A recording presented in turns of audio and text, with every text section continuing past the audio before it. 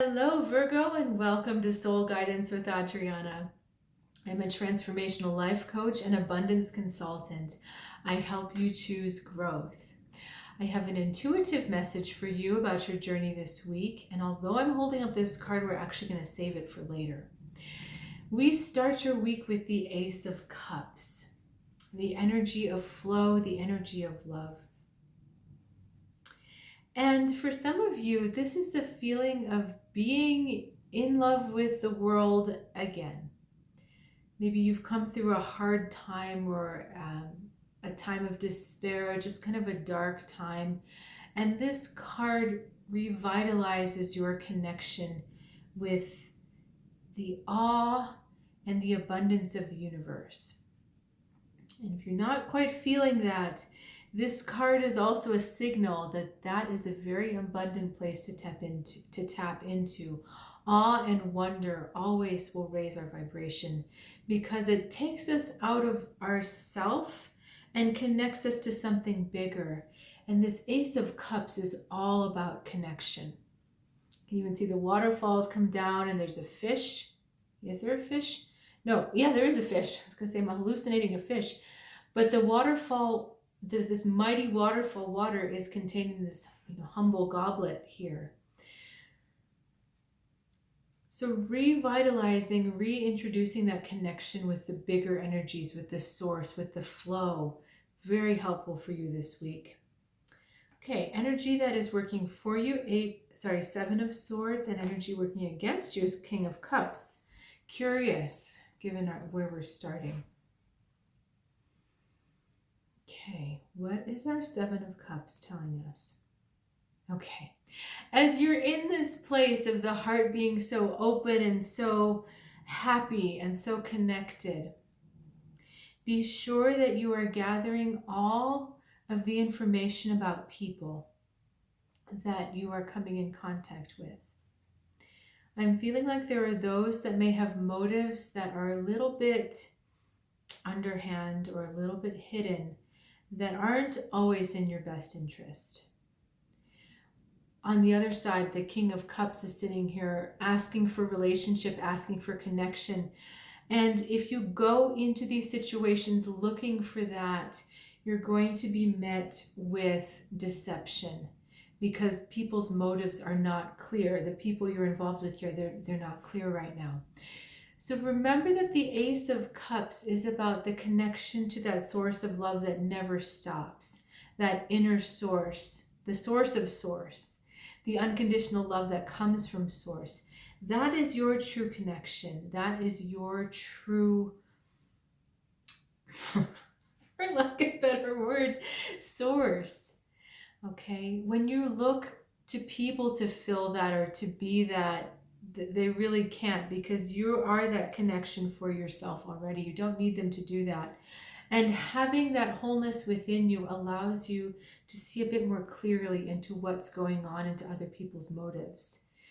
So there's like emotions happening at different levels. Yes, this is falling in love with the universe again, but not allowing your emotions to be so carried away that you don't stop to consider all of the facts. And I will draw some more cards, but I do want to bring up this card that started the reading, the Jaguar, release. This card is all about releasing toxicity, toxic people, toxic thoughts, toxic behaviors, toxic situations. We're trying to release that. In coming home to our connection to source, there is the chance to release anything that doesn't fit that vibration. But just be careful because that energy of toxicity may be in your environment. And this week may be the week of cleaning it out. All right, let's look a little bit more. Eight of Pentacles, Ten of Swords, and the High Priestess. Okay, give me a second here so I can tune into what they're saying. Wait for the information to come to you. Wait for the intuition and the knowing to come to you. Do not try to figure this out by doing, okay? This is more about being still and waiting and sensing the information rather than, okay, well, I'm just going to go through the motions. I'm going to keep moving. I'm going to keep trying. I'm going to keep processing, you know? This is about being still and waiting, allowing yourself to be perfectly open, perfectly clear. Okay, now it's coming back. This is depicting, our jaguar here is depicting a woman at a sweat lodge. That's why she's kind of bereft of clothes, shall we say. And this is all about the purification that comes. So when we stop what we're doing, 10 of Swords with the 8 of Pentacles, when we stop the habitual with things that we're doing and we just become still and we allow what to come in, what needs to come in, we allow things to go out that need to go out, then we receive that purity, then we receive that clarity. When you hold something in and you're churning over it by analyzing it or trying to figure it out, it can't resolve because you're tying it into a knot. The answer is release. Let's see if there's anything else that wants to come through for you.